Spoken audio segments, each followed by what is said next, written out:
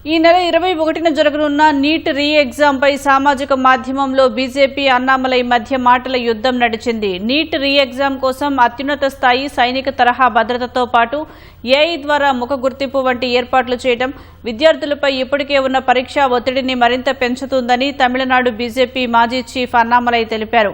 వాయుసేన విమానాల వినియోగం, 4 అంచెల సీసీటీవీ నిఘా, బయోమెట్రిక్, అనేక దశల తనిఖీలు, ప్రధాని కార్యాలయం నుంచి ప్రత్యక్ష పర్యవేక్షణ ఇవన్నీ ఏదో అత్యున్నత స్థాయి సాఫ్ట్వేర్ కొనుగోలు కోసం చేసిన ఏర్పాట్లు కావని, కేవలం నీట్ రీటెస్ట్ కోసం చేసినవి అని పేర్కొన్నారు. నీట్ రీటెస్ట్ కోసం తీసుకుంటున్న చర్యలు అసలు సమస్యను పరిష్కరించకపోగా కొత్తవి సృష్టించే అవకాశం ఉందని అన్నామలై ఎక్స్ వేదికగా ఆందోళన వ్యక్తం చేశారు. అన్నామలై వాదనలను బీజేపీ తోసిపుచ్చింది.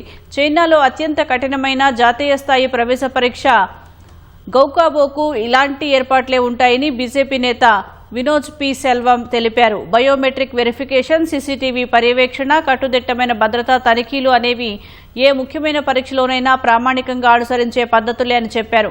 చైనాలో ఏటా 1.3 కోట్ల మంది విద్యార్థులు కఠిన నిబంధనల కింద గౌకాబో పరీక్ష రాస్తారని, దాన్ని ఎవరూ సైనికీకరణ అని అనరని పేర్కొన్నారు. పరీక్షల నిబంధనలు అమలు చేసినప్పుడు రాజకీయ భయాందోళనలు సృష్టించకుండా విద్యార్థులకు వ్యవస్థపై విశ్వాసం కల్పించాలని వినోద్ సెల్వం సూచించారు.